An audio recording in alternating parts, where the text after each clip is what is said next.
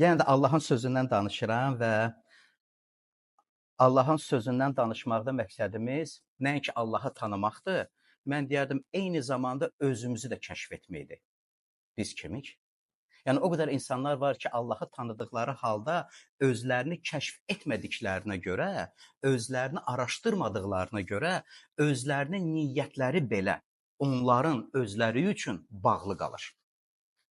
Çox maraqlı bir düşüncədir, hansını bu səhər istədim sizinlə bölüşüm və eyni zamanda belə bir rəsmi dəvət vermək istəyirəm sizə. Əgər mənim sizinlə bölüşdüklərimdə, öyrəndiyimdə, əgər nə isə başa düşmürsə, xahiş edirəm məndən soruşun. Yaxşı, bizdə WhatsApp var, SMS yaza bilərsiniz, xəbər göndərə bilərsiniz və mən öz tərəfimdən deyirəm ki, sizin suallarınızı cavablandıracağam. Yaxşı, ona görə çox istəyərdim ki, siz bu dəvəti qəbul eləyəsiniz. Çünki bu cür ilə siz mənə xidmət etmiş olacaqsınız və mənim sizin xidmətinizə ehtiyacım var ki, nə aydın deyilsə soruşun. Bəlkə mən nitqimdə, sözlərimdə nəsə dəyişikliklər etməliyəm və yaxud da daha da çox izah verməliyəm ki, nəyi vurğulamaq istəyərdim. Bill Johnson bir fikri ilə başlamaq istəyirəm və bugünkü ibadətin sonunda da onun başqa bir cümləsi ilə bitirəcəm. Çox maraqlı bir ifadəsi var onun. Rəbbə xidmət etmək böyük bir şərəfdir. Mən deyirəm doğrudan da elədir. Rəbbin xidmətçisi olmaq, Rəbbin adından danışmaq, Rəbbi bəyan etmək, Rəbbin işləri haqqında digərləri ilə bölüşmək böyük bir şərəfdir. Və Bill Jones deyir ki, təəssüf olsun ki, hər adam bu şərəfə nail ola bilmir. Niyə? Niyə nail ola bilmir? Nə mane olur bizə ki, bu şərəfi götürək və bu şərəfli işdə payımız olsun. Bill Jones deyir, bu şərəf ancaq Rəbbə itayət etmək üçün özünü həsr edən insanlara nəsib olur. Maraqlı bir düşüncədir. Özünü Rəbbə itayət etdirmək üçün həsr edir. Həmin o insanın vacib olan düşüncəsi mənim iradəm deyil, sənin iradən olsun deməkdir. Haçan öz arzu istəklərini, ambisiyaları ilə irəli sürmür, amma Rəbbin iradəsini hər şeydən, hər kəsdən vacib tutaraq ömür yaşamağa səy göstərir, çalışır və Bill Jones deyir, elə adamlara bu nəsib olandır. Və İstəyərdim ki, keçən həftə sizinlə bölüşdüyümü bu həftə də davam eləyim. Bu mövzuda ən vacib olan özünü Allaha həsr edib Allahla bir ömür yaşamaq, Allahın xidmətçisi olmaq iman mövzusudur. Çünki biz külli ixtiyar olan Allahdan danışırıqsa, iman mövzusu burada çox vacib və belə əsas qoyucu bir fikirdir. Çünki əgər o iman yoxdursa, müqəddəs kitab deyir ki, imansız Allahı razı salmaq, İman olmadan Allaha məqbul olmaq, iman olmadan Allah ilə yol getmək və Allah barəsində düşünmək belə uyğunsuzluqdur. Mən səhv demədim o sözü. Allah barədə düşünmək də uyğunsuzdur əgər iman yoxdur. Çünki Allah barəsində düşünən insan nəyəsə köklənərək Allah barəsində öz fikirlərini deməlidir. Nəyə əsaslanır insan Allah barəsində düşünəndə əgər müqəddəs kitabı rəhbər tutmursa? Əgər müqəddəs kitabda yazılanlara iman etmirsə, hansı Allahdan o danışır? Müqəddəs kitab bizə külli ixtiyar olan Allahı aşkar edir. Biz müqəddəs kitab səhifələrində var olan Allahı tanıya bilirik. Dünya yarandan bəri bu günlərə qədər onun gördüyü işlər barəsində öyrənə bilərik. Və əgər o sözə inanmırıqsa, əgər bizim ürəyimizdə o sözlər yer almayıbsa, hansı Allah barəsində danışmaq olar? İman Allahın kim olduğunu dərk etməkdir. Mən deyərdim, bu cümlədə bütün bizim həyatımızdır. Bütün ömür boyumuzu, bütün ömrümüzü yaşayaraq Allahın kimliyini özümüz üçün dərk etməyə davam edirik. Çünki bizdən öncə yaşayan iman qəhrəmanların həyatında görürük ki, Allahı dərk eləmək onların həyatında bir proses idi. Ona etibar etmək, ona güvənmək və öz işlərində ona sadiq qalmaq. O nə qədər insan Allaha etibar etdiyini səsləndirərək, Allaha güvəndiyini bildirərək öz işlərində ona sadiq qala bilmir. Nə qədər xoşdur Allahın işlərindən danışmaq, Allahın mənim üçün etdiklərini, Allahın sənin üçün etdikləri barəsində bölüşmək və insanları bunda təşviq etmək ki, Allah vəfalıdır, Allah sadiqdir. Biz Allaha olan imanın, onun kəlamını həyatın üçün rəhbər tutmağa səni sövq edir, yoxsa etmir. Ancaq Allahın yaxşı işləri barəsində danışaraq, belə sevinərək, zövq alaraq Allah barəsində danışırsan, yoxsa ki, itaət göstərərək Allahın sözünü hər bir işdə özün üçün rəhbər tutmağa can atırsan. Mən çox istəyərdim ki, iman barəsində olan düşüncələr bizdə öz yerini alsın və səhv düşüncələrə yer verməyək. Təəssüf olsun ki, iman barəsində insanlarda səhv düşüncələr formalaşır. Bəziləri fikirləşir ki, iman ancaq ağlında olan bir düşüncə tərzidir. Ağlında yer alandır. Lakin iman ancaq ağılda yer alan deyil ki, məntiqi düşünəsən iman barəsində. Əgər iman sənin ruhunda, canında yer almırsa, onda o imanın nə faydası var? Bilirsiniz, İbranilər məktubunu oxuyanda İsrail xalqının etdiyi səhvi görürük. O biraz kədərli səhvdir. Müqəddəs kitab onların səhvini bunda göstərir. Allahın sözünü imanla ürəklərində əritmədilər. Maraqlı bir düşüncədir. İman var, amma o imanla Allahın kəlamı insanların ürəyində birləşmir ki, o sözü rəhbər tutaraq yaşasınlar. Məncə onların səhvindən öyrənə bilərik ki, onların səhvlərini öz həyatımızda təkrar etməyək. Bəziləri fikirləşir ki, iman hisslərimizdədir. Ona görə həmin o insanların ibadətlərində o emosiyalar aydın görsənir və fikirləşirlər ki, emosional danışıq, çılğınlıq, belə hay-küy imanın göstəricisidir. Və deyərdim, iman emosiyalarda yer almır. Çünki emosiyalarımız dəyişkəndir. Yox, bəzən belə şən, gümrah, gülərüz, bəzən isə Bakının havası necə dəyişilirsə, bizim də keyfimiz və emosiyalarımız elə dəyişilir. Və əgər bizim imanımız emosiyalarımızda yaşayırsa, bir gün Allah barəsində ucadan danışan, bir günsə Bakı küləyi kimi istiqamətini dəyişən ola bilər. Yox. İman, bəziləri fikirləşir ki, iman dualardadır. Və biz bu fikirlə rastlaşanda düşünürəm ki, səylə dua etmək Allah mənim dualarıma cavab verəcəkdir. Bəli, Allah duaları cavab verir. Eşidirsiniz, müqəddəs kitab bunu aydın şəkildə deyir. Amma Allahın bizim dualarımıza cavab verməyi bizdə bu xüsusi bir düşüncəni yaratmamalıdır ki, ərköyün uşaqlar kimi ayağımızı yerə çırparaq deyək ki, ver və almayana qədər Allahdan al çəkməyək. Əgər Allahın iradəsinə görə mənim adımla bir şey istəsəniz, İsa Məsih deyir, mənim atam bunu siz üçün edəcək. İsa deyir, əgər mənim adım ilə bir şey istəsəniz və bu Allahın iradəsinə uyğun gəlirsə, alacaqsınız. Nə qədər vacibdir Allahın sözünü həyatımız üçün rəhbər tutmaq. Bax, bu imandır. Haçan Allahın sözünü, Allahın kəlamını özümüz üçün rəhbər tutaraq ona etibar edirik və biz Allahın iradəsini, Allahın bəşəriyyət üçün iradəsini deyil, şəxsən sənin üçün olan iradəsini, hansını müqəddəs kitabda sən aşkar edə bilərsən, onu rəhbər tutduğun halda Allah dualarına cavab verəcək.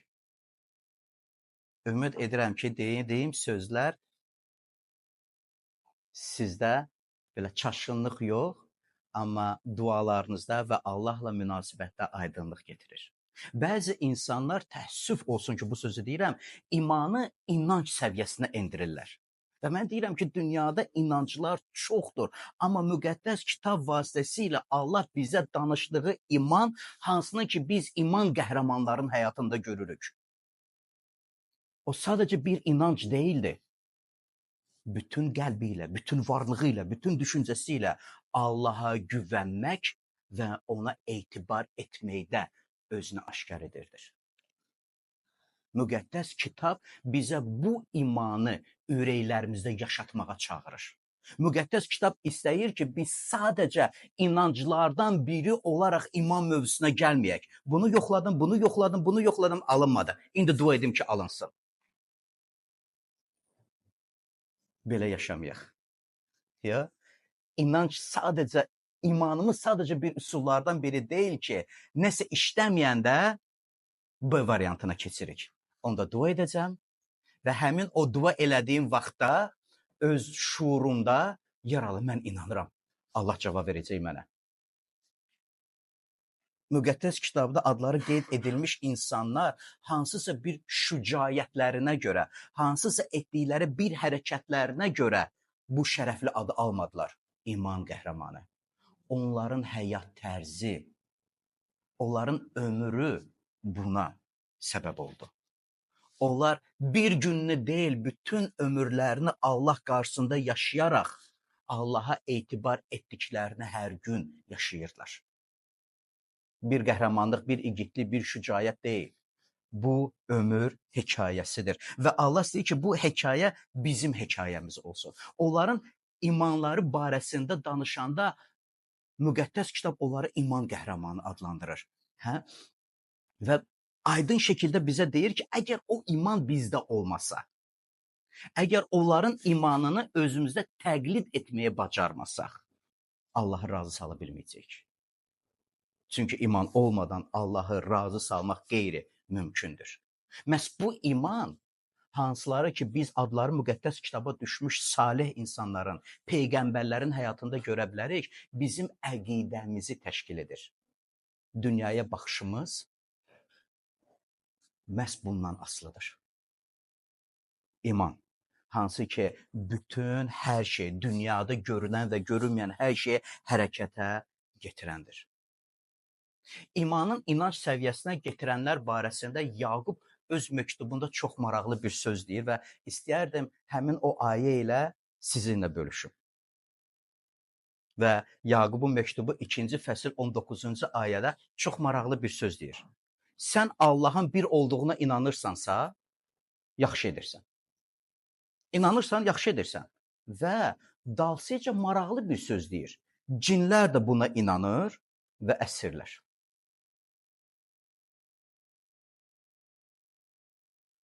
Cinlər də inanırlar və əsirlər. Cinlər Allahın var olduğuna inanırlar. Onu görürlər də. Amma onlar Allaha itayət etmirlər. Onlar Allaha itayət etmirlər. Allaha itayət etmədiklərinə görə ona qarşı üsyan edirlər. Yaqubun yanaşması və bu fikir çox maraqlıdır. O deyir, sən Allahın var olduğuna inanırsan, yaxşı edirsən. Amma səndən başqa Allahın var olduğuna cinlər də inanırlar.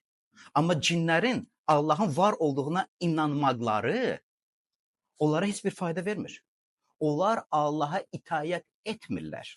Onlar imanın vacib olan bir fikrini özlərində bəsləmədilər, yaşatmadılar. Ona görə onlarda itayət, etiram, güvən yer almadı. Onlar üsyan etdilər külli ixtiyar olan Allaha. Və o istəyir ki, bizdə olan iman tamam bir başqa forma olsun. Allahın kimliyini dərk etmək ilə ürəklərimizdə yer alsın. Allahın kimliyini dərk etməyimiz isə bu növbəti hərəkətlər ilə öz təsdiqini tapır. Ona tam güvənmək. Tamamilə ona etibar etmək. Bütün işlərində ona sadiq qalmaq. Və deyirəm, əgər biri mən Rəbbi tanıyıram deyib, amma bütün işlərində ona sədaqətli deyilsə, onun dediyi sözlərlə əməllər üst-üstə gəlmir axı. Müqəddəs kitab istəyir ki, bizim dediyimiz sözlər ilə bizim hərəkətlər üst-üstə gəlsin. Ona görə bu nümunəni Yaqub getirir və bizə göstərir. Bizi ayıltmaq üçün kəlamı rəhbər həyatında tut. Allah ilə ömür yaşamaq üçün əlindən gələni et. Gəlin növbəti ayə baxaq. Növbəti fikirlər nə idi orada? 20-ci ayədən 22-ci ayə. Ey ağılsız adam, əməlsiz imanın puç olduğuna sübut istəyirsənmi? Atamız İbrahim öz oğlu İsaqı qurbangahda Allaha təqdim edəndə əməllərlə salih sayılmadı mı? Görürsən, iman onun əməlləri ilə birgə fəaliyyətdə idi və iman əməllərlə tamamlanmışdır. Maraqlı bir fikirdir. İman əməlsiz puçdur. Puç dedikdə yəni mənasızdır. Yəni öz mənasına görə əhəmiyyətini itirmiş bir sözdür. Bəs hansı əməllərdən bizə danışır Yaqub öz məktubunda? İbadətlərdə vəz etməkdən? Məncə deyil. Yox. Dini mərasimləri icra etməkdən? Məncə o da deyil. Gözəl avazla Allahı tərənnüm etmək üçün ibadətlərə toplaşıb ilahilər oxumaqda? Məncə o da deyil. Xeyirxah işlərdə, möminlərə yaraşan tərzdə, aramla, seçdiyi sözlərdə, belə seçilmiş sözlərdən istifadə etməklə? Məncə yox. Hansı əməllərdən danışır ki, məhz o əməlləri vacib bilir ki, biz də o əməlləri özümüzdə yaşadaq. İbrahimin əməlləri onun Allaha olan imanına köklənmişdir.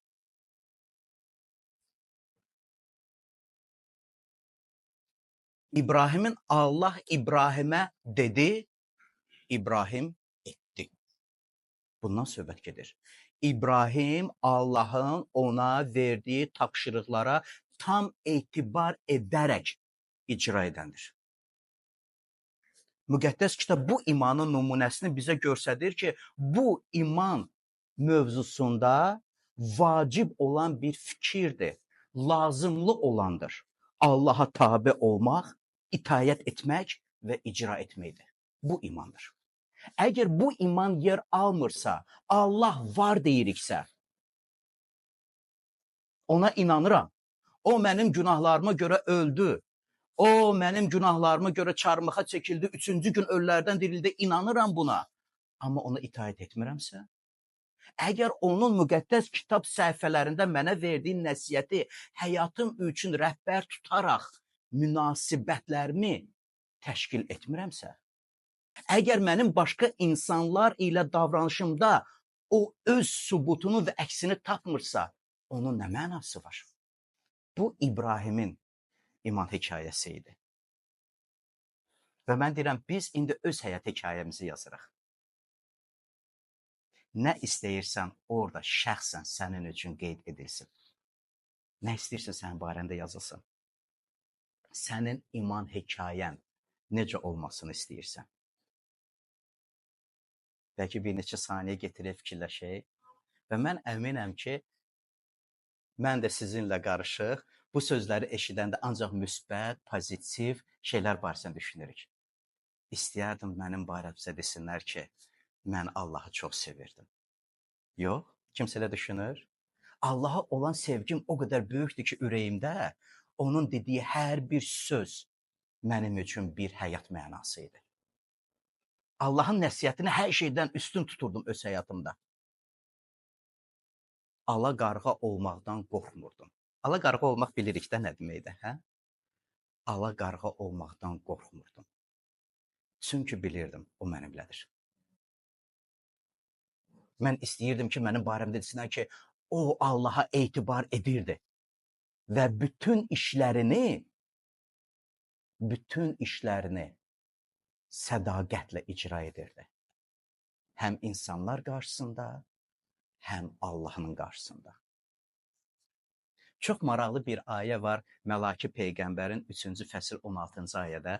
İstəyərdim o ayəni dinləyək. O zaman Rəbdən qorxanlar bir-biri ilə danışdı. Rəbb isə sözlərə qulaq asıb dinlədi. Rəbdən qorxub adına hörmət edənlər üçün onun önündə bir yaddaş kitabı yazıldı. Maraqlıdır, yox? Görünücü sözlər var burada. O zaman Rəbdən qorxanlar bir-biri ilə danışdı. Növbəti cümlə, Rəbb bu sözlərə qulaq asıb dinlədi. Rəbb bu sözlərə qulaq asıb dinlədi və sonra deyir ki, onlar barəsində yaddaş kitabı yazılır. Və yaddaş kitaba onlar barəsində yazılır. Allahdan qorxanlar barəsində. Rəbb Allah qulaq asır biz danışanda.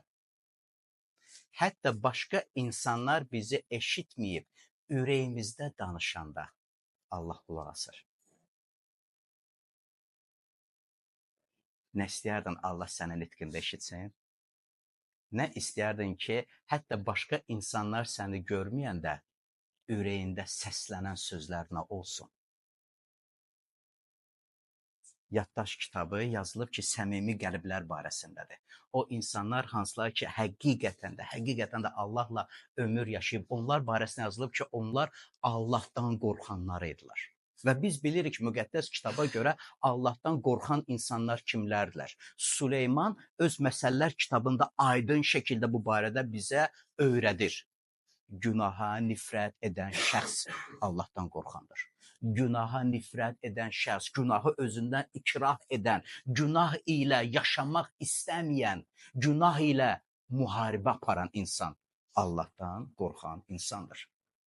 Və deyir, onlar barəsində Allah qarşısında yaddaş kitabı yazılır. Ona adına etiram edənlərə Allah xoş münasibətini göstərir. Rəbbin tapşırıqdığı işləri icra edənlər onun nəzərindən heç bir zaman qaçmayacaqlar. Və mən deyərdim, nə istəyərdin? Həmin o yaddaş kitabında sənin barəndə yazılsın. Məlaki Peyğəmbər deyir, o kitablar Allahın qarşısındadır. Sənin adın o kitabda artıq yazılıb. Həyat kitabında sənin adın qeyd edilib. Və sənin adının ora qeyd edilməsində bilirsiniz səbəb nə idi? Allahın iradəsini qəbul etməkdə. Allahın Məsih İsa ilə bağlı olan iradəsini qəbul etməkdə. Çünki müqəddəs yazılara əsasən Məsih İsa'nın Rəbb olduğunu dilinlə iqrar edərək onun ölülər arasında üçüncü gündə dirildiyinə iman etdikdə sən salih sayılırsan. Allah sənin günahlarını bağışlayır. Həyat kitabına sənin adını qeyd edir. Sənin adın həyat kitabındadır. İndi nə istəyirsən həyat kitabında? Sənin adının altında qeyd edilsin. Məncə bu barədə düşünməliyik. Məhz iman qəhrəmanların həyatının nümunəsi məhz bu istiqamətə bizi aparır ki, biz bu barədə düşünək. Biz İbrahim barəsində fikirləşəndə ağlımıza gələn nədir? Biz Nuh haqqında fikirləşəndə, Davud haqqında fikirləşəndə, Daniel haqqında fikirləşəndə, özümüz barəsində fikirləşəndə, bu eyni cür olsun. Müqəddəs kitab bunu bizə öyrədir. Allaha iman et, əmin ol, etibar et, sədaqətdə və itayətdə onun qarşında ömrünü yaşa. Keçən həftə bu düsturu sizə getirmişəm. Əslində düstur deyildi, bu bir fikirdir ki, iman neydən ibarətdir? İman sadəcə bir fikir deyil, iman sadəcə bir emosiya deyil, iman sadəcə bir qərar deyil. İman bizim həyat tərzimizdir. Hər gün Allahla bərabər ömür yaşamağımızdır. Onda əmin olmağımız, ona etibar etməyimiz, sədaqətlə onun qarşısında yaşamağımızdır. Rəbbin sözünə itayət etməyimizdir. Bu bizim imanımızdır və adları müqəddəs kitaba düşmüş iman qəhrəmanları məhz bu imanda şəhadət aldılar. Bugünün sonuncu ayəni oxumaq istəyərdim ki, sonra biz dua edib ilahilərlə Rəbbi tərənnüm edəcəyik. Çox maraqlı bir sözdür 1. Timotey məktubu 1-ci fəsil 17-ci ayədə. Əsrlərin padşahı, ölməz, görünməz və bir olan Allahın əbədi olaraq hörmət və izzət olsun. Amin. Amin. Əsrlərin padşahı, ölməz, görünməz və bir olan Allaha əbədi olaraq hörmət və izzət olsun.